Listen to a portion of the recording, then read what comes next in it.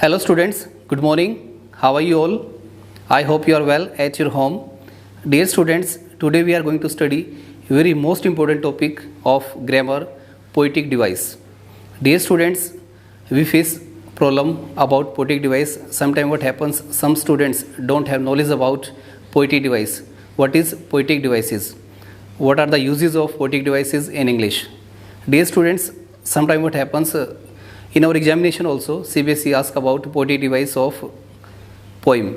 So, what is poetic device? How it is used in English poetry session?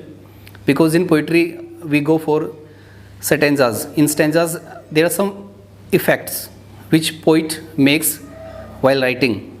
So, let's see what is poetic device. Here I tell you. Dear students, poetic device are form of a literary device. Poetic devices are form of a literary device used in poetry, जो poetry में use किए जाते हैं special effect देने के लिए, special tone को effective बनाने के लिए कुछ स्पेशल वर्ड्स जो पोइट है वो यूज़ करता है, उनको हम पोइटिक डिवाइस कहते हैं. फॉर एग्जांपल, आपके सामने मैंने 4 पोइटिक डिवाइस लिखे हैं. One by one we will study how they are used and where they are used. So, a poem is created out of poetic composite of textual, grammatical, rhythmic, verbal and visual. Means ये चीज़ें इनका effect डालने के लिए जो poet है poetic devices का use करता है. जैसे आपने हिंदी में पढ़े हैं अलंकार, आप पढ़ते हैं बार बार. जो अलंकार हैं, अलंकार क्या होते हैं? मीन्स अलंकार का प्रयोग हिंदी में किया जाता है किसके लिए? अपनी बात को इफ़ेक्टिव तरीके से बताने के लिए या ऐसी बात रखने के लिए जिस पे पोइट जो कवि है वो चाहता है कि जो ऑडियंस है उसको अच्छे से समझे, उसको देखे. इसलिए कुछ स्पेशल वर्ड्स का इस्तेमाल किया जाता है राइटिंग स्टाइल में, और उन स्पेशल वर्ड्स को हिंदी में अलंकार और इंग्लिश में पोइटिक डिवाइस कहा जाता है. So we go for first one, simile. Students, simile poetic device है. इसका यूज़ आप काफ़ी समय से करते आ रहे हैं, लेकिन कुछ क्लासेस में बता दिया जाता है. आपने क्लास 8th में 9th में अगर सिमली का यूज़ किया है सो दैट्स वेल. अगर नहीं किया है तो I will tell you each and everything about this poetic device. देखिए स्टूडेंट्स, सिमली है, इसका प्रयोग किया जाता है कंपैरिजन के लिए. किसके लिए? कंपैरिजन के लिए. जो सिमली है यहाँ पे लिखा गया है compares two things using as और लाइक. मीन्स जब हम सिमली पोइटिक डिवाइस का यूज़ करेंगे तो उसमें क्या उसकी आइडेंटिफिकेशन होगी, क्या पहचान होगी, उसकी पहचान क्या होगी? उसमें एज और लाइक का यूज़ किया होगा. तो वहाँ पे अगर किसी सेंटेंस में कोई कंपैरिजन की गई है और एज और लाइक का प्रयोग किया गया है तो आप समझ लेना स्टूडेंट्स, वहाँ पे जो पोइटिक डिवाइस हमारा कौन सा काम कर रहा है? Simile. For example, I have written one example, the sun blessed like. Like आ गया हमारा.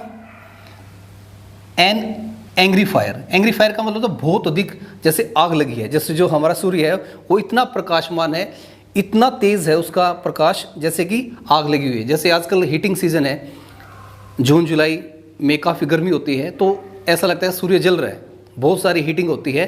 तो स्टूडेंट्स, जब पोइट लाइक और एज का प्रयोग करता है किसी भी लाइन में कंपैरिजन के लिए, तो वहाँ पे जो हमारा पोइटिक डिवाइस होता है वो सिमली होता है. एक और एग्जाम्पल मैं लिखता हूँ अभी आपके लिए. जैसे एग्जाम्पल, ही इज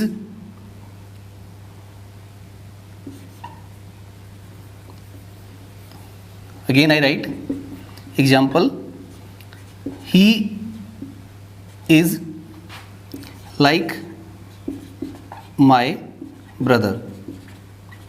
ये सिंपल से एग्जाम्पल स्टूडेंट मैंने दिया आपको, he is like my brother. तो यहाँ पे जो लाइक है यूज़ किया गया है कंपैरिजन के लिए, आपस में कंपैरिजन की गई है ही की. ही मीन्स कोई भी हो सकता है, ही की जगह आप कोई भी नाम लिख सकते हैं. This is a pronoun. तो he is like my brother, वो जो ही है वो मेरे ब्रदर की तरह है. तो यहाँ पे हमने यूज़ किया पोइटिक डिवाइस सिमली का. और एज में भी आप यूज़ कर सकते हैं, जहाँ पे भी एज या फिर लाइक का यूज़ करेंगे कंपैरिजन के लिए इंग्लिश में पोइट्री सेक्शन में, तो वहाँ पे जो पोइटिक डिवाइस हमारा होगा simile. Clear students? Now we go for next, metaphor. देखिए स्टूडेंट्स, मेटाफर और सिम्बली दोनों का कंपैरिजन के लिए इस्तेमाल किया जाता है, लेकिन ये हमारे ऊपर डिपेंड करता है कि हम किस तरीके से दोनों में डिफरेंशिएट करते हैं। देखो, कंपैरिजन यहाँ पे भी है, कंपैरिजन वहाँ पे भी है। कंपैरिजन के लिए मेटाफर का इस्तेमाल किया जाता है। अब कौन सी कंपैरिजन में मेटाफर का इस्तेमाल किया जाता है? देखिए students, comparison without like and as. जहाँ पर कंपैरिजन लाइक और एज के बिना होगी, वहाँ पे हम यूज़ करेंगे मेटाफर का। जैसे फॉर एग्जाम्पल, हम किसी को कुछ कहते हैं, सिंपली में कंपैरिजन की हमने किससे? एज और लाइक से। लेकिन जो मेटाफर है उसमें हम कंपैरिजन करेंगे बिना लाइक और एज के। जैसे मैंने किसी को कह दिया ही इज़ टाइगर, एग्जाम्पल लिखा है ही इज़ टाइगर, वो शेर है। उसकी कंपैरिजन ना करके मैंने डायरेक्ट उसको कह दिया कि ही इज़ टाइगर। अगर मैं इस बात को कहता हूँ कि ही इज़ लाइक ए टाइगर, तो ये जो हमारा नेक्स्ट है ये हमारा सिमिली हो जाएगा स्टूडेंट्स, और ये हमारा है मेटाफर। दोनों में ये अंतर है कि अगर आप किसी को लाइक से यूज़ करते हैं, किसी भी सेंटेंस में लाइक और एज का इस्तेमाल करते हैं तो वहाँ पे सिमिली होगा। अगर लाइक और एज के बिना कंपैरिजन करते हैं हम, तो वहाँ पे मेटाफर होगा। तो ये चीज़ आपको ध्यान में रखनी है कि मेटाफर और सिमिली दोनों का इस्तेमाल सेम है, लेकिन एज और लाइक जहाँ पे यूज़ किया जाएगा सेंटेंस में, वहाँ पे सिमिली होगा, और एज और लाइक के बिना हम यूज़ करेंगे वहाँ पे पोएटिक डिवाइस हमारा मेटाफर होगा। तो ये माइनर सा डिफरेंस है स्टूडेंट्स, दोनों का कंपैरिजन के लिए यूज़ किया जाता है, लेकिन it depends on us how do we use. अगर कंपैरिजन की जाती है लाइक और एज के बिना तो मेटाफर, अगर एज और लाइक के साथ कंपैरिजन की जाती है तो हम लगाएंगे simile. I hope it is clear. Now we go for next, personification. Dear students, जो पर्सोनिफिकेशन पोएटिक डिवाइस है, इसमें क्या है? Makes something which is not alive sound like it is. Means जो वास्तव में नहीं है लेकिन ऐसा लग रहा है। फॉर एग्जाम्पल, आपको एग्जाम्पल दिया गया है, the flowers danced in bridge. Bridge होता है स्टूडेंट्स हवा, जो ठंडी हवा आती है उसको हम ब्रिज बोलते हैं। The flowers dance. देखिए, जो फ्लावर्स हैं कभी डांस नहीं करते, कभी ऐसा हुआ है? लेकिन इस जिसमें जो पर्सोनिफाई क्या होता है, जिसमें हम उपमा डाल देते हैं, इसको हिंदी में बोलते हैं उपमा अलंकार। जैसे हम डांस करते हैं, we dance, we know very well, but हम यहाँ पे क्या करें? फ्लावर्स डांस्ड, जो फूल हैं वो डांस कर रहे हैं। किसकी वजह से? हमने उपमा डाल दी। इंसानों की जो एक्टिविटी है, जो लाइव एक्टिविटी है, वो एक्टिविटी हमने फूल में डाल दी कि जो फूल है वो डांस कर रहे हैं, हालांकि डांस नहीं कर रहे हैं। जैसे फूल अच्छे लगते हैं, वो काफ़ी हमें सुगंध देते हैं, तो ऐसा लगता है कि जो पोइट है ऐसा लगता है कि वो डांस कर रहे हैं, खिल रहे हैं, जैसे फूल हंस रहे हैं, फ्लावर्स आर लाफिंग।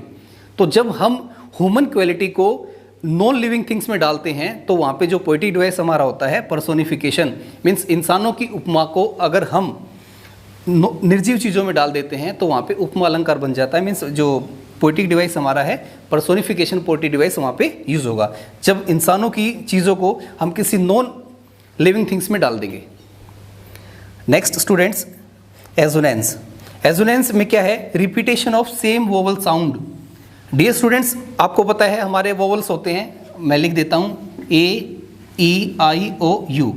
जो हमारे 5 वोवल्स हैं ए ई आई ओ यू स्टूडेंट्स, जब इनकी साउंड रिपीट होती है किसी भी सेंटेंस में या किसी वर्ड में या किसी स्टेंजा में, तो वहाँ पे एसोनेंस जो पोएटिक डिवाइस है उसका हम प्रयोग करते हैं। जो वहाँ पे जो पोएटिक डिवाइस होगा वो एसोनेंस होगा। कहाँ पर? जब वोवल की साउंड रिपीट होगी लाइंस में, स्टेंजा में। जैसे द बॉम्ब्स, यहाँ पे ओ की साउंड आ गई आपकी, ओ की साउंड। ड्रॉप्ड, ओ की साउंड आ गई। सॉफ्टली, ओ की साउंड आ गई। ऑन, ओ की साउंड आ गई। हॉट, ओ की साउंड आ गई। तो जितने भी स्टूडेंट्स मैंने मार्किंग की है 1 2 3 4 और 5, तो ये जो 5 मार्किंग मैंने की है, यहाँ पे जो साउंड किसकी है? वोवल की, ओ की साउंड है। तो इससे ये साबित होता है कि यहाँ पे जो पोएटिक डिवाइस है वो एजोनेंस है। तो इस तरीके से आप फाइंड आउट कर सकते हैं पोएटिक डिवाइस को कि कौन सा पोएटिक डिवाइस ग्रामर में, पोइट्री में कहाँ पे काम कर रहा है। तो इस तरीके से आप इसको फाइंड आउट कर सकते हो। I hope 4 poetic devices are clear to you. Now we discuss about 5th one.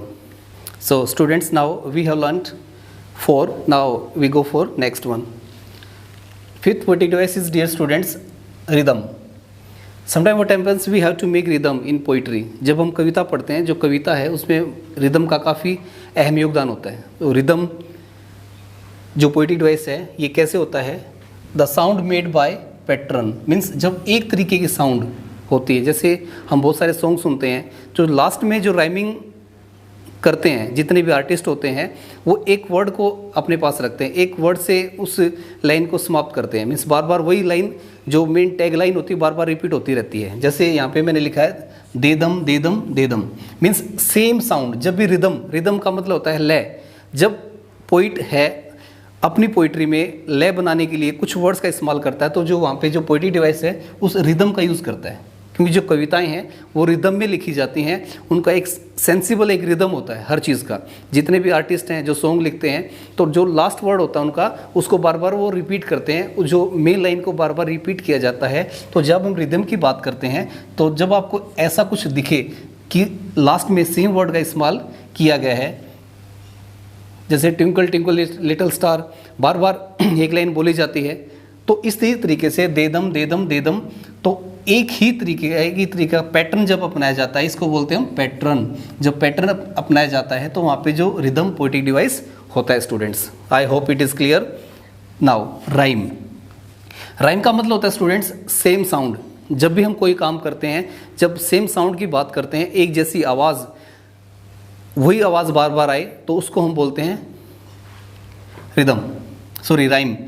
जैसे राइमिंग स्कीम भी आप स्टूडेंट्स पढ़ते हैं अपनी क्लास में, जो आपको बताया जाता है कि इस स्टेंजा की राइमिंग स्कीम फाइंड आउट कीजिए। राइमिंग स्कीम क्या होती है? जब लास्ट के वर्ड जो होते हैं स्टेंजा में, उनकी जो साउंड होती है वो सेम होती है, उसको हम बोलते हैं rhyming scheme. Now rhyme poetic device कौन सा होता है? जैसे same sound, cat, hat, set, तो ये स्टूडेंट सारी की सारी जो साउंड है वो सेम साउंड है। कैसी साउंड है? Same sound. तो यहाँ पे जो है, जो हमारा पोएटिक डिवाइस होता है, राइम होता है। और राइमिंग स्कीम की जब बात करें, सेम साउंड कोई भी हो सकता है, जैसे for example go, show, snow, तो जो लास्ट जो साउंड है, इनकी ओ की साउंड आ रही है, तो ये जो साउंड है स्टूडेंट्स, ये हमारी क्या है? राइम। और जो राइमिंग स्कीम की हम बात करें, अगर हम बात करें राइमिंग स्कीम की, अगर ये फॉर एग्जांपल किसी पोइट्री के लास्ट के वर्ड्स हैं, अगर इसकी राइमिंग स्कीम हम निकालें तो गो एक साउंड है ए, शो सेम साउंड है, स्नो सेम साउंड है, तो जो राइमिंग स्कीम बन गई स्टूडेंट्स की ए और ए, तीनों की एक जैसी साउंड है, इसलिए जो राइमिंग स्कीम बनी हमारी, तीनों में ए हम लिखेंगे। So next students, now we are going to study 7th oxymoron. देखिए oxymoron it's a very important poetic device. कई स्टूडेंट्स को पता नहीं लगता कि ऑक्सीमोरॉन क्या होता है। देखिए ऑक्सीमोरॉन में क्या होता है, कुछ डिफरेंट क्वालिटीज़ को शो किया जाता है। For example two opposite qualities, means जो क्वालिटी है वो बिल्कुल अपोजिट है, उनका आपस में लेना देना नहीं, बिल्कुल अपोजिट है। Two opposite qualities are added to something, to the something, means जिस भी लाइन में या जिस चीज़ में दो अपोजिट क्वालिटी को ऐड किया जाता है, वहाँ पे ऑक्सीमोरॉन होता है स्टूडेंट्स। ऑक्सीमोरॉन का एग्जांपल मैंने लिखा है, लाइफ इज़ बिटर स्वीट। देखो जिंदगी या तो अच्छी हो सकती है या बुरी हो सकती है, लेकिन यहाँ पे दोनों बात की कही गई है कि life is bitter sweets, means जिंदगी कड़वी भी है और मीठी भी है। तो जो पोइट है वो इस